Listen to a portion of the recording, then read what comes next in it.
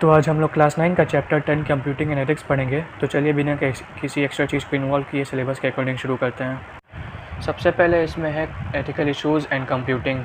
First of all we should know that what is ethics. So ethics is a set of moral principles that govern the behavior of a group or an individual. In the field of information technology, ethical responsibilities are known as computer ethics, which regulate the use of computers. Some common issues of computer ethics include intellectual property rights, such as copyrighted electronic content, privacy concerns, and how computers affect society. तो ethics एक set on moral principles का जो किसी एक person या पूरे group के behaviour को गवर्न करते हैं। और आईटी सेक्टर में जिसको हम लोग इंफॉर्मेशन टेक्नोलॉजी भी कहते हैं, वहाँ पर एथिकल रिस्पॉन्सिबिलिटीज़ को कंप्यूटर एथिक्स बोला जाता है। अब कंप्यूटर एथिक्स से जुड़े कुछ कॉमन प्रॉब्लम्स भी होते हैं, जैसे प्राइवेसी डिस्टर्ब होना या प्रॉपर्टी राइट्स को फॉलो ना करना। जैसे आप लोग भी टेलीग्राम पे बिना ओनर के परमिशन के मूवीज़ या वेब सीरीज़ डाउनलोड करते हो, वैसे ही। अब कुछ एथिकल वैल्यूज़ या रूल्स हैं जिनको अपन को फॉलो करना चाहिए। लाइक आपको कोई भी सॉफ्टवेयर बिना परमिशन के इंस्टॉल या अनइंस्टॉल नहीं करना चाहिए। किसी के भी कंप्यूटर के सीक्रेट इन्फॉर्मेशन स्टील नहीं करने चाहिए। ऐसा कोई भी सॉफ्टवेयर अपने डिवाइस में कॉपी नहीं करना चाहिए जिसके लिए आपने पे ना किया हो। आपको अपने कॉन्फिडेंशियल डॉक्यूमेंट्स और डेटा प्रोटेक्ट करने चाहिए। अगर आप इंटरनेट सर्फिंग कर रहे हो तो आपको अनवांटेड वेबसाइट्स और दूसरे के ईमेल्स नहीं खोलने चाहिए। अब आते हैं इंटेलेक्चुअल प्रॉपर्टी राइट्स पर। So, intellectual property means the ownership of ideas which is created by using the skills and mental ability of a person. The development of a software mainly requires the mental ability of creating first-hand knowledge, which is unique. The software or program that is originally developed by the person or persons becomes the intellectual property of the developers. तो intellectual property का मतलब ownership of ideas होता है, जो skills और mental ability से बनता है।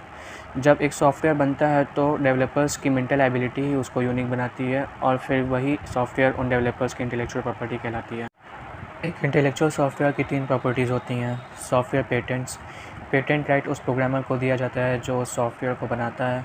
इस लॉ से कॉपीइंग, यूज़, डिस्ट्रीब्यूशन और उसके पब्लिश इन्फॉर्मेशन को मॉडिफाई करना भी रोका जा सकता है।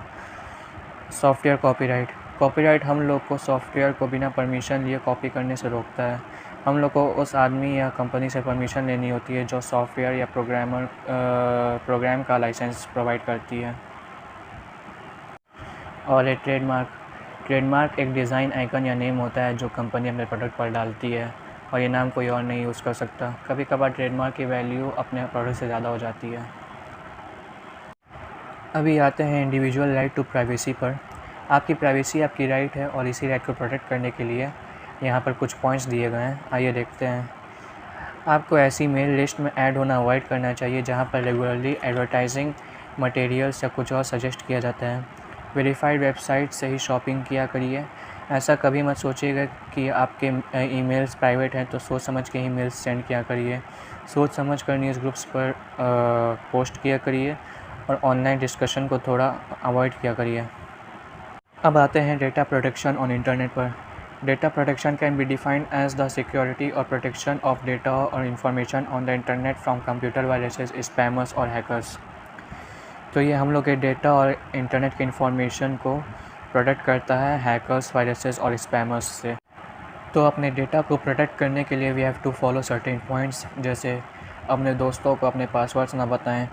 कोई भी अनवांटेड ईमेल ना खोलिए जो डिफरेंट स्कीम्स और फ्री गिफ्ट्स ऑफ़र करे, क्योंकि उसमें वायरसेस हो सकते हैं। कोशिश करिए कि कोई अच्छा high quality antivirus programs install करिए जो किसी रेप्यूटेड कंपनी का हो। चलिए अब आते हैं स्पैम पर। So the unwanted messages in the mail box are called spam. It is an attempt to force the message on people who would not otherwise choose to receive it. Most spams contain commercial advertising, dubious products, or get rich quick schemes. Spams cost the sender very little but the user a lot. तो जो unwanted messages अपन के mail box में होते हैं उसे spams कहते हैं। ये एक ऐसा मैसेज होता है जिसे खोलने पर आप मजबूर हो जाएंगे, क्योंकि ये कमर्शियल एडवर्टाइजमेंट, अनसेफ प्रोडक्ट्स और get rich quick schemes contain करते हैं, और इसी स्पैम की कीमत आपको काफ़ी भारी पड़ सकती है। कुछ तरीके भी हैं इनको रोकने के, आइए वो देखते हैं। Install a good antivirus software filters like spam attacks, spam hitters etcetera. आप लोग ट्रू कॉलर भी इंस्टॉल किए होंगे जो स्पैम कॉल से अलर्ट करता है।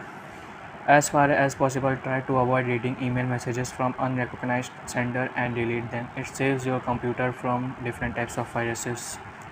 वही जितना ज़्यादा हो सके अनरिकॉग्नाइज्ड मैसेजेस को डिलीट कर दीजिए। ये काम आपके कंप्यूटर को डिफरेंट टाइप्स ऑफ वायरसेस से बचाएगा।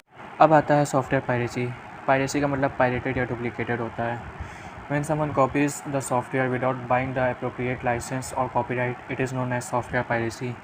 जब कोई सॉफ्टवेयर कॉपी करता है बिना उसके लाइसेंस या कॉपीराइट को ख़रीदे, उसे सॉफ्टवेयर पायरेसी कहते हैं। आपने भी अपने दोस्तों से कोई ना कोई इस तरीके से गेम ली ही होगी। Piracy comes in many forms. Some of them are given below. Licensed user duplication for unlicensed users. This refers to copying a software without having a proper license or copyright and distributing it among friends. ये तो वही बात हो गई। Illegal internet distribution. When you order a software over the internet, make sure that it is ordered from the authorized distributors. There are websites which distribute softwares illegally. In such case, there is no guarantee that the software is secure or will work properly when installed. जब आप कोई app या software install करते हैं तो verified source से लिया करिए, नहीं तो उसके सिक्योर या प्रॉपरली वर्क करने की कोई गारंटी नहीं रहती। अब कुछ वेज़ हैं पायरेसी अवॉइड करने की। Always buy your software from reputed organisation. दूसरा, वेरीफाई कर लीजिए कि सॉफ्टवेयर एक लाइसेंस के साथ आया है और ओरिजिनल डिस्क और ऑथेंटिक पैकेजिंग भी है। किसी एक डिस्क पर ही मल्टीपल सॉफ्टवेयर्स मल्टीपल पब्लिशर्स से मत खरीदिए। अब है cyber crime. There are various types of computer related crimes that are wide spread.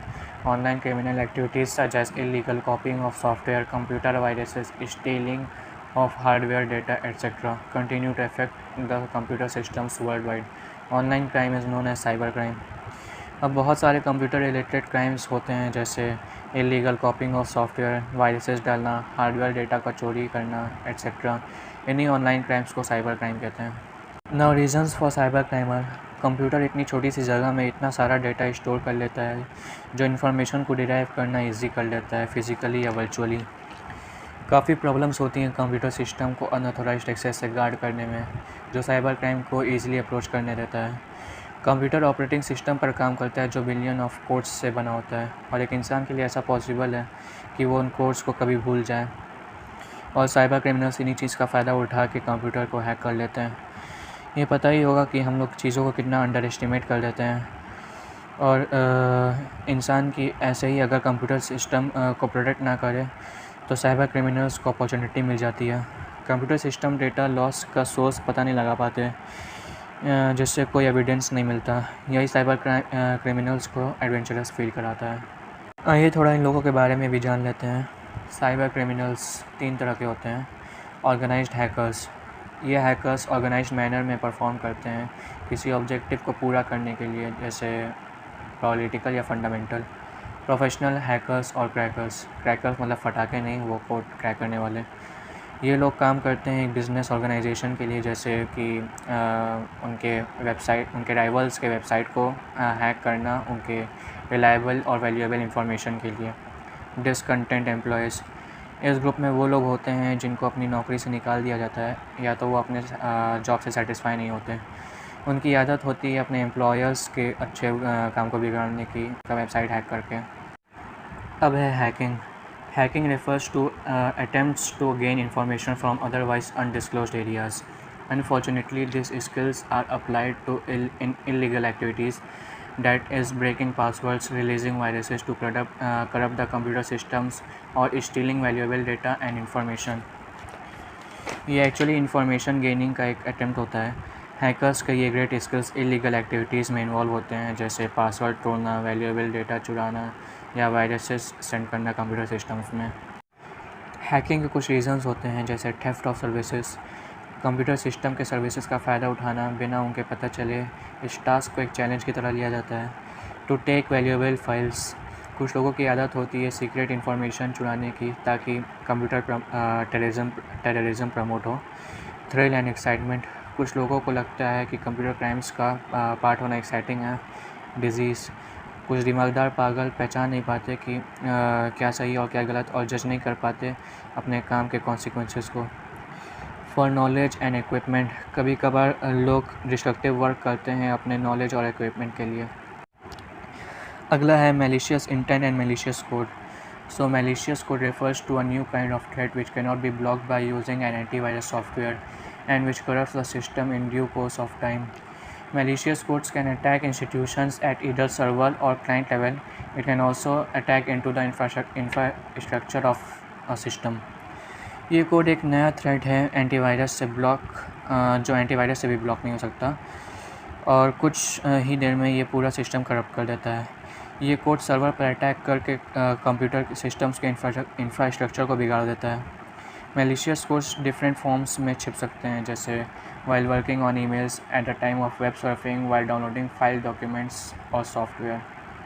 इसमें प्रोटेक्शन के लिए भी कुछ तरीके हैं। आपको हाई क्वालिटी एंटीवायरस इस्तेमाल करना चाहिए।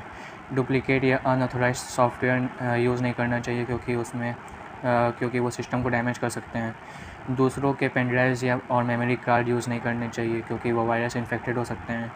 अननोन सोर्स से ईमेल्स नहीं खोलना चाहिए और बल्कि उनको डिलीट ही कर देना चाहिए। अब लास्ट है the stress should be put on good etiquette and ethical practices.